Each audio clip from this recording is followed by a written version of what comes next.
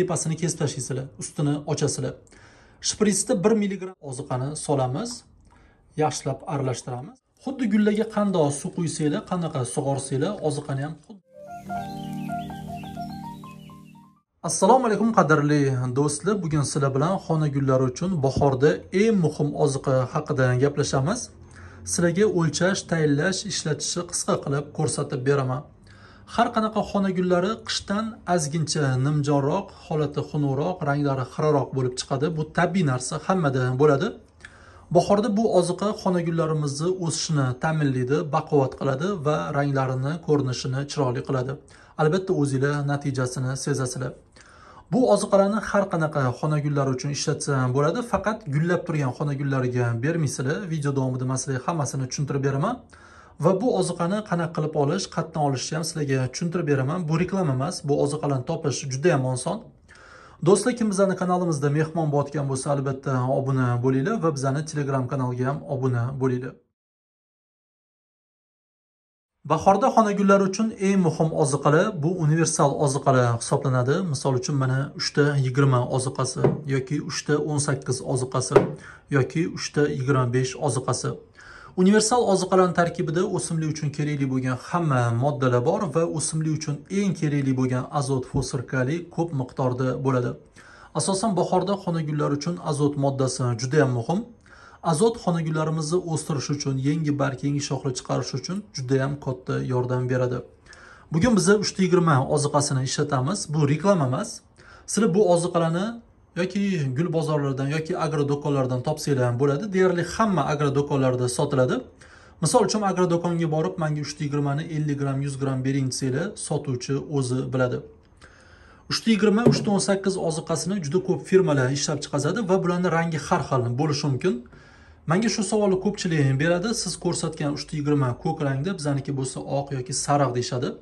Rangi ahamiyatsiz. Bu har xil rangda bo'lishi mumkin. Misol uchun oq ham bo'lishi mumkin, sariq ham, qizil ham, ko'k ham, yashil ham bo'lishi mumkin. Eng asosiysi 320 deb yozilgan bo'lsa bo'ldi. Rangi ahamiyatsiz. Do'stlar, endi xona gullarimiz uchun 320 oziqasini tayinlab ishlatamiz. Birinchi bo'lib men sizlarga bu oziqalarning me'yori va me'yorini to'g'ri o'lchashni ko'rsatib beraman. Xona gullari uchun bu oziqalarning me'yori bir xil. 1 litr suvga 1 gram solasizlar. Misol uchun sizlarda oshxona tarozi bo'lsa, 1 gram o'lchab olish juda ham oson. Agar oshxona tarozinglar bo'lmasa, buni shprits yordamida ham bemalol qilsanglar bo'ladi. Shprits ham xudo xolasa to'g'ri ko'rsatadi.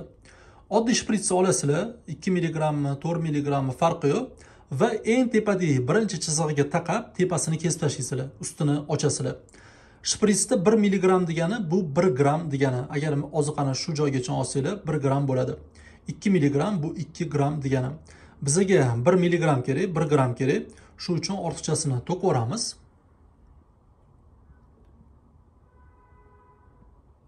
Mana 1 gram oldik va shuni 1 litr suvga solib, yaxshilab aralashtirib xona gullarimizga beramiz.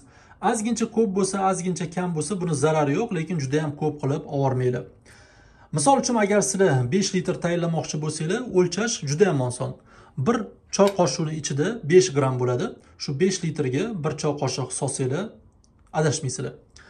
Do'stlar, mana bizda suvimiz tayyor. 1 litr suvimiz. Albatta suvni tindirilgan ilig'ini olinglar va mana 1 mg shpritsda oziqani solamiz. Yaxshilab aralashtiramiz va xona gullarimizga beramiz. Bu oziqalar xudo xolasa juda ham tez erishi kerak. Mana oziqamiz solishimiz bilan juda ham tez erib ketdi. O'zi yaxshi oziqa tez eriydi. Endi buni xona gullarimizga beramiz. Do'stlar, kanalimizni qo'llab-quvvatlash uchun albatta obuna bo'linglar, like bosinglar, izoh yozinglar. Bu biz uchun juda ham muhim.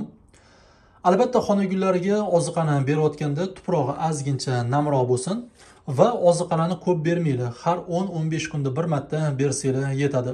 Me'yorini aytdim. O'zi xona gullari uchun hamma oziqalarning me'yori 1 litrga 1 gram. Mana endi oziqamizni beramiz. Bugun biz hamma gullarimizga beramiz, lekin men sizlarga aglonemaga berishni ko'rsatib beraman. Xuddi gullarga qandoq suv quysanglar, qanaqa sug'orsanglar, oziqani ham xuddi shunaqa berasizlar. Xuddi shuncha solasizlar.